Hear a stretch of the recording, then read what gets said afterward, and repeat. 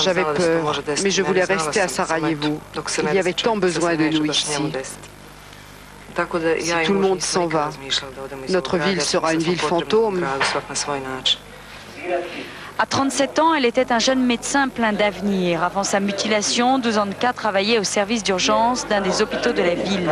Un métier sans repos où elle a fait des miracles pour sauver les autres de la mort. Je n'aurais jamais cru qu'une telle horreur puisse s'abattre sur nous. Qu'est-ce qu'on a fait pour mériter ça? Ces deux petites filles vivent difficilement avec leur père, ingénieur. La pénurie est totale. Dragan refusera de parler politique. Une seule priorité, survivre, quel que soit l'ennemi. Il n'y a plus que la guerre. Le reste n'existe plus. La vie privée, la vie sociale, la vie professionnelle. La seule chose dont on parle, c'est la guerre. Si ça dure 2 mois, ce sera possible de retrouver des relations comme autrefois. Et si ça tourne comme à Beyrouth, alors là... À 2 kilomètres, sur la ligne de front, des Serbes se battent dans la nouvelle armée bosniaque. D'autres ont rallié la cause de la Grande Serbie. À vrai dire, l'avenir est plein de doutes et d'interrogations pour les 70 000 Serbes qui vivent à Sarajevo. Et les ministres des Affaires étrangères des 12 qui étaient réunis près de Londres pour examiner le problème yougoslave se sont prononcés pour une zone d'exclusion aérienne en Bosnie. Rien ne va plus à l'Opéra Bastille après l'accident mortel survenu au cours d'une répétition à Séville au mois de juillet dernier. C'est tout l'état-major de l'Opéra qui tremble sur ses bases. Le directeur général, Philippe Bellaval, a dû démissionner et on attend d'autres départs. Pierre Berger est à son poste, ainsi que le chef Myung Chung. 2 nouveaux administrateurs viennent d'être nommés, Jean-Marie Blanchard pour la Bastille, Brigitte Lefebvre pour Garnier. Mais ces bouleversements administratifs risquent déjà de perturber les premières représentations de la rentrée. Gilles Boulot, Jean-François Monet nous font pénétrer dans les coulisses de l'opéra. Ce devait être une superproduction à la française, écrasant la place de la Bastille, un bâtiment gigantesque. Du haut de cet opéra, 10 ans de malédiction vous contemplent. Résumé des 3 derniers mois, le 16 juillet dernier, la troupe de l'Opéra Bastille répète Othello au théâtre de Séville. Le décor s'effondre, 1 mort, 60 blessés. Début août, l'opéra part à la dérive. Tous les dirigeants sont limogés ou démissionnent. Pendant tout l'été, les 1300 salariés de l'Opéra Bastille découvrent les délices de l'autogestion. Après le drame de Séville, les bouches s'ouvrent. La crise de la Bastille alimente les gazettes. On évoque le scandale de la Villette ou le Titanic qui lui aussi coula avec son orchestre. On découvre alors, mais un peu tard, qu'à l'opéra, rien ne va. Un climat social détestable, des grèves à répétition, une atmosphère de putsch permanent et les millions engloutis par centaines. Les concepteurs de l'opéra, dans l'euphorie de la vague rose de 81, promettaient 350 représentations par an. Cette année, il n'y en eut que 120. L'opéra devait être populaire et rentable. Aujourd'hui, certaines places coûtent 570 francs et l'opéra dévore 560 millions de subventions chaque année.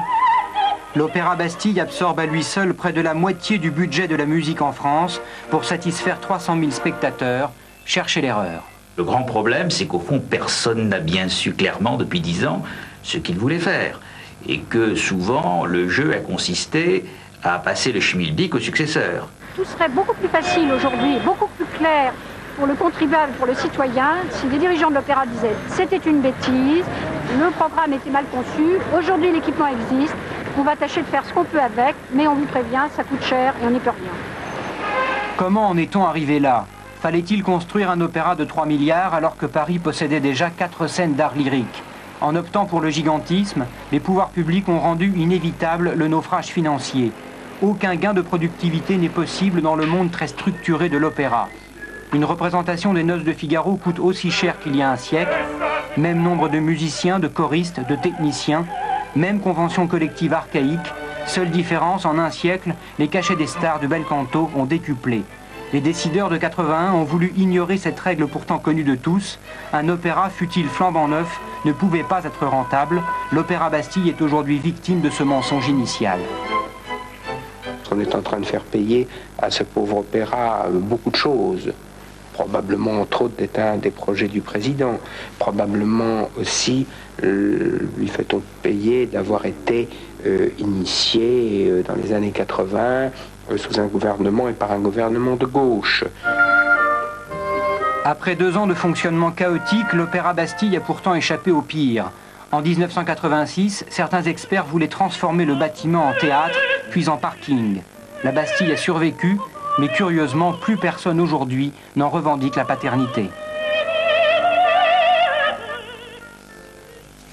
Les projecteurs se sont éteints sur la lagune. À Venise se termine la 49e Mostra, le plus vieux festival de cinéma, 60 années consacré au cinéma d'auteur. Vous le savez, il y avait 2 films français en compétition, ceux de Claude Sautet et de Bertrand Tavernier. François Bachy et Alex Andretti nous livrent le palmarès de ce soir. Un vent d'Est souffle ce soir sur la lagune vénitienne. Ici, au Palais des Doges, à 22h, le Lion d'Or sera remis à Zhang Yimou, réalisateur chinois qui avait déjà remporté l'an dernier un Lion d'Argent pour Épouse et concubine. Cette fois, après la Chine traditionnelle, la Chine actuelle. Le film, La légende de Kyushu, raconte les tribulations d'une paysanne en soif de justice pour punir un délit sans gravité. Une obstination qui pourrait ressembler à celle des cinéastes voulant faire leur métier dans leur pays. On ne peut pas tourner de sujets contre le communisme ou contre le socialisme. On ne peut pas non plus tourner des scènes de nus. Mais moi, je veux faire des films sur les sentiments humains. Gong Li obtient, elle, le prix de la meilleure actrice. Un métier qui, dit-elle, est partout le même, ou presque. Pour le film, elle s'était métamorphosée. Actrice en Chine ou ici, c'est la même chose. Quand je sors, il y a des gens qui me reconnaissent. Je n'ai jamais le temps de me reposer. Mais du point de vue financier, là, c'est sûrement différent. Jack Lemmon, le partenaire de Marilyn Monroe dans certains Lem Show, a lui fait un passage très remarqué à Venise et il peut désormais accrocher le prix de la Mostra pour son film Glengarry Glen Ross à la longue liste de ses récompenses.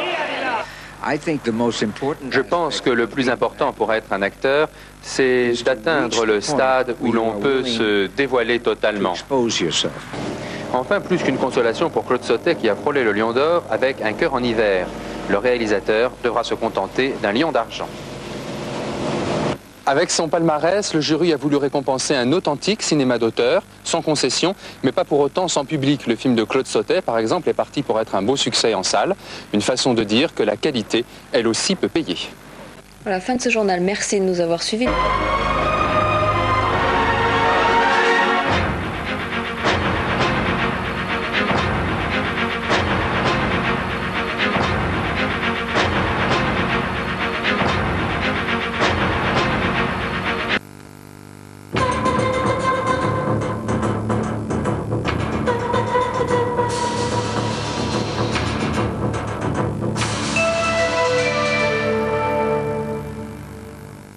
Eh bien, demain dimanche, une situation météorologique assez classique sur l'Europe, du beau temps sur une majeure partie du continent, à l'exception du nord et du nord-est, taquiné par une zone perturbée située sur les îles britanniques et les pays scandinaves.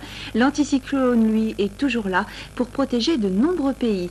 Résultat, ciel couvert et pluie à Dublin et Londres avec 13 et 17 degrés.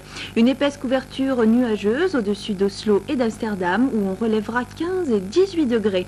Alternance de nuages et d'éclaircies à Moscou, Helsinki, Stockholm et Copenhague où le mercure oscillera entre 15 et 18 degrés. Même programme à Bruxelles avec 19 degrés ainsi qu'à Genève et Vienne avec 25 degrés.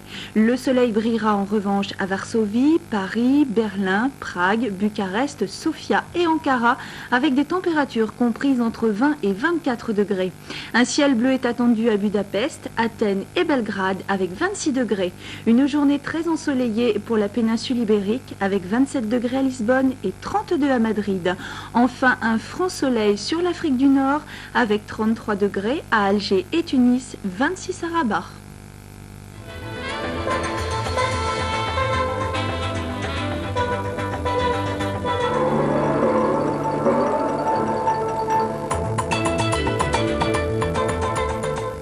Dans un instant, dernier épisode de La Chambre des Dames, réalisé par Yannick Andréi, d'après le roman de Jeanne Bourrin, avec Marina Vladi et Sophie Barjac. À 22h30, ensuite, le magazine Caractère, proposé par France 3. Bernard Rapp a invité de nombreux auteurs pour vous donner la passion de lire. À 23h40, dernier rendez-vous avec l'information sur TV5 Europe, le journal Soir 3. À 23h55 ensuite, rendez-vous avec Beau et Chaud, musique et bonne humeur dans une émission proposée par la télévision canadienne. Pour terminer la soirée, à minuit 50, le Divan. Henri Chapier s'entretient avec Christiane Desroches-Noblecourt, à qui l'on doit la découverte du trésor de Toutankhamon, écrivain, aventurière, une femme passionnante. Et tout de suite, Paris au Moyen-Âge, sur les traces de la famille Brunel, avec la Chambre des Dames. Dernier épisode, excellente soirée sur TV5 Europe.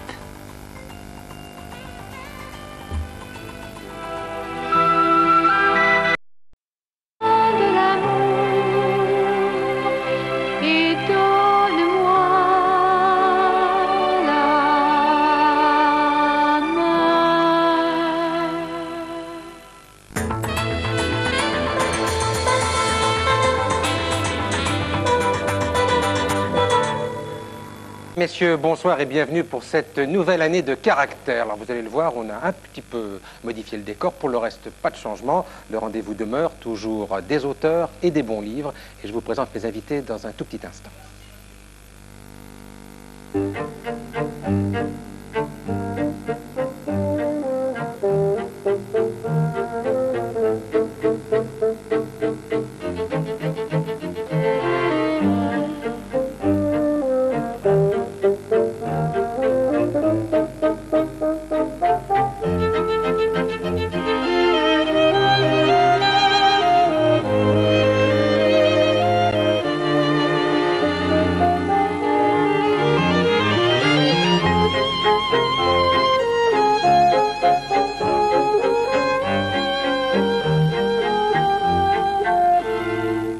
Voilà, vous allez maintenant découvrir ce nouveau décor, en tout cas ce décor revisité par Michel Milquan et Alain Le Houerou. J'espère qu'il vous plaît parce que vous allez le retrouver pendant toute cette année. Alors je vous lis tout de suite, cette rentrée littéraire est excellente, elle est très bonne, ça fait des lectures d'été magnifiques, beaucoup de bons romans, beaucoup de très beaux essais. Et bref, de quoi vous présenter chaque semaine, je crois, une émission de grande qualité. Et aujourd'hui, pour commencer, eh bien, je vous propose 3 auteurs consacrés et 2 nouveaux venus que je vous présente immédiatement, commençant par Patrick Klein, qui publie un premier roman talentueux, intitulé Le balcon de Guajamiri. C'est publié au Seuil. Marie Rouanet, que vous avez pu rencontrer ici il y a 1 an ou 2 ans. Il y a 2 ans, pour Nous les filles. Je vous invite ce soir pour un livre-enquête sur les bagnes pour enfants qui ont fermé il n'y a pas si longtemps. C'est une grande surprise. D'ailleurs, c'est terrible ce mot bagne et enfant, ça va vraiment pas ensemble. Hein. C'était pas le nom officiel d'ailleurs. Ouais. Hein. Ouais, mais sur la couverture, je trouve que ça fait vraiment très, très mal, très fort. Jean Echnoz, avec un nouveau roman, c'est le 5e. Elle s'en fait 1 tous les 2 ou 3 ans, une moyenne paisible. Mais c'est vraiment l'un des événements de cette rentrée littéraire. Elisabeth Badinter avec XY, une enquête sur l'identité masculine, tout juste sorti. C'est un essai qui fait déjà couler pas mal d'encre. On aura l'occasion d'en parler tout à l'heure. Enfin, Lisa Bressner, 21 ans, un premier roman, Le sculpteur de femmes, publié dans la collection Blanche de Gallimard. C'est un bon début, bravo. Hein. Et c'est pas vraiment un roman, c'est un petit conte chinois. Et vous connaissez bien la Chine. Hein.